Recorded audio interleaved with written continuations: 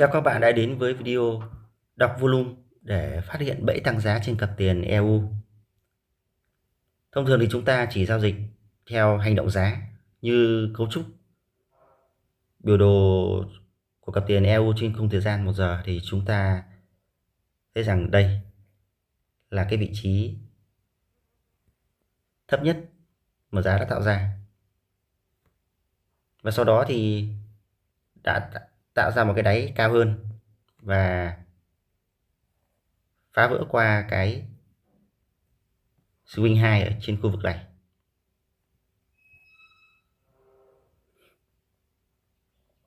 Và liên tục tạo ra những cái đáy cao hơn và tạo thành một cái cấu trúc tăng giá như thế này.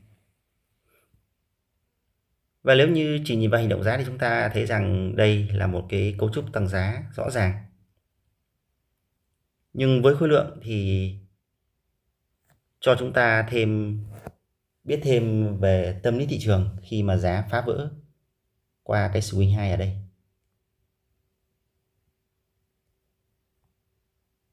Và khi mà giá phá vỡ qua cái swing 2 tại điểm này thì chúng ta quan sát thêm cái khối lượng tại đây. Thì tại sao đây là một hành động bẫy giá? Sau khi giá phá vỡ qua cái swing 2 này thì chúng ta thấy rằng đây là thanh phá vỡ. Sau khi giá phá vỡ qua cái swing 2 này thì chúng ta thấy rằng thanh phá vỡ này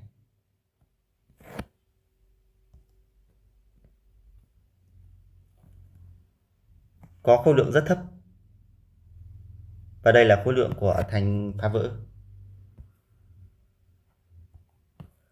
Chúng ta thấy rằng cái thanh này có khối lượng rất thấp. Điều này cho chúng ta thấy rằng tiền thông minh đã không mua trong cái động thái tăng giá này. Nếu như tiền thông minh mà mua thì thanh phá vỡ này phải có khối lượng cao. Nhưng ở đây thì chúng ta thấy rằng với một khối lượng rất thấp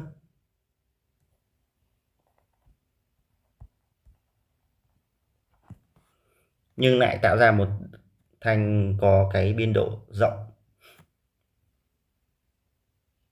đóng cửa vượt qua cái swing 2.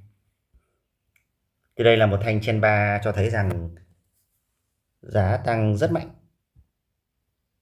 Nhưng với khối lượng thì chúng ta cho thấy đây là một cái hành động bẫy giá của tiền thông minh. Bằng cái hành động tăng giá này đã kích thích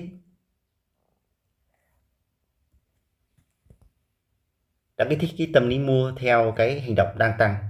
Và đây sau khi mà tạo ra cái trong nâu ở đây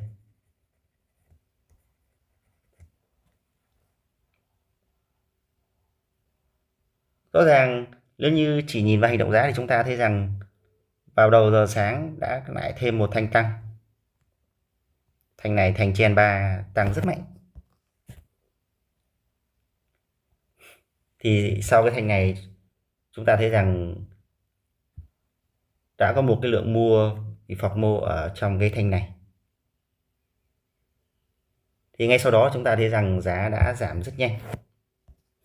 Và trong cái thanh giảm này chúng ta thấy rằng chỉ có nhà giao dịch tổ chức và tiền thông minh mới có thể di chuyển được cái bước giá nhanh và mạnh như thế này.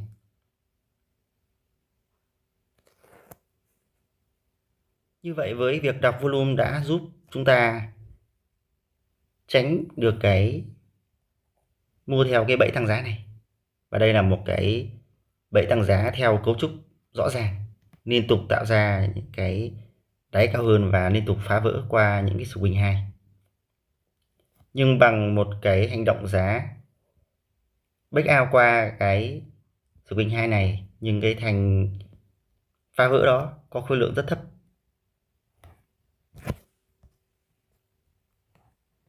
Thành này chúng ta thấy rằng thành phá vỡ có khối lượng rất thấp.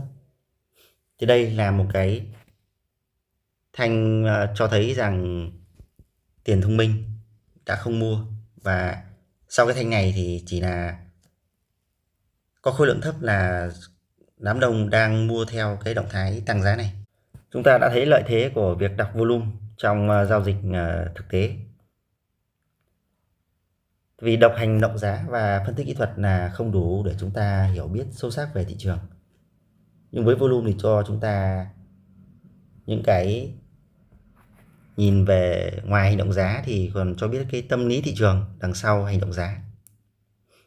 Và tâm lý thị trường ở đây chính là diễn biến cung cầu tại thời điểm hiện tại. Nhất là tại những cái vị trí mà giá phá vỡ. Thông thường cái vị trí giá phá vỡ thì phải có khối lượng cao thì giá mới có thể tiếp tục tăng.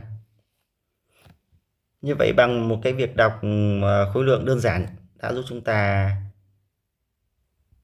tránh được cái bẫy mua và có một cái vị trí vào lệnh tại cái khu vực này khi giá phá vỡ qua cái điểm này. Chúng ta đã vào ở đây. Tuy nhiên là cái diễn biến của cái thanh giảm này rất nhanh. Và đây là thanh này được diễn ra ngay vào đầu giờ sáng ở trong phiên Á và giảm rất nhanh. Điều này cho thấy rằng Tiền Thông Minh đã nhìn thấy một cái lượng tiền mua ở dưới này rất nhiều, cho nên là giá mới giảm nhanh. Chúng ta quan sát kỹ hơn khối lượng của thanh tăng phá vỡ qua cái swing 2. Và đây là cái khối lượng của thanh tăng. Rất thấp các bạn. Nhưng biên độ của nó thì rất mạnh. Đây là một thanh tăng rất mạnh. Và vào đầu giờ sáng thì chúng ta thấy rằng đây, sau khi giảm và đóng cửa thì tạo thành một thanh tăng rất mạnh. Sau thanh này thì chúng ta thấy rằng có một lượng lớn buyer phỏng ngô tại thanh này. Đó. Như vậy chúng ta thấy rằng về phân tích kỹ thuật thì chúng ta mua tại thanh này và thanh này không có gì sai. Nhưng với khối lượng thì đã giúp chúng ta phát hiện được hành động đây là một hành động bẫy giá của Tiền Thông Minh. Và cái công việc tiếp theo là chúng ta thiết lập một cái vị thế bán. Và đây là cái vị trí và cấu trúc toàn cảnh của biểu đồ của cặp tiền EU này. Chúng ta thấy rằng giá vận động ở trong một cái xu hướng đang giảm. Và đây là một cái nhịp điều chỉnh tăng giá. Và chúng ta đã phát hiện bẫy giá, bẫy tăng giá trong cái hành động điều chỉnh này. Khi mà giá phá vỡ qua cái vị trí này nhưng có khối lượng rất thấp, và sau đó thì giá đã phá vỡ qua cái swing low ở đây và thiết lập một cái vị thế bán tại cái vị trí này.